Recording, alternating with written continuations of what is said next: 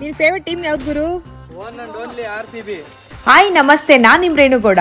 ನನಗೆ ವೆದರ್ಗೆ ಎಲ್ಲಾದ್ರೂ ಹೋಗ್ಬೇಕಪ್ಪ ಅಂತ ಅನಿಸ್ತಾ ಇತ್ತು. ಅವಾಗ ನೆನಪಾಗಿದೆ ಆಮೆಗುಂಡಿ ರೆಸಾರ್ಟ್. ಇದು ಲೊಕೇಟ್ ಆಗಿರೋದು ಕನಕಪುರದಲ್ಲಿ.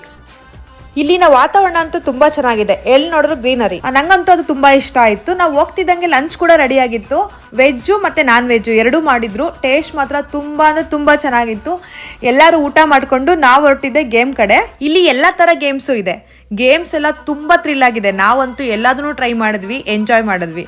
ಇದೆಲ್ಲ ಮುಗಿಸ್ಕೊಂಡು ನಾವು ಹೋಗಿದ್ದೆ ಪೂಲಲ್ಲೂ ಸ್ವಲ್ಪ ಹೊತ್ತು ಟೈಮ್ ಸ್ಪೆಂಡ್ ಮಾಡಿದ್ವಿ. ಮಳೆನೂ ಬರ್ತಾ ಇತ್ತು, ತುಂಬಾ ಚೆನ್ನಾಗಿ. ನೆಕ್ಸ್ಟ್ ನಾವು ಹೊರಟಿದ್ದೆ ರೈನ್ ಡ್ಯಾನ್ಸ್ಗೆ. ಒಳ್ಳೊಳ್ಳೆ ಸಾಂಗ್ಗಳು ಹಾಕಿದ್ರು, ಡ್ಯಾನ್ಸ್ ಮಾಡ್ಕೊಂಡು ಮಜಾ ಮಾಡಿದ್ವಿ.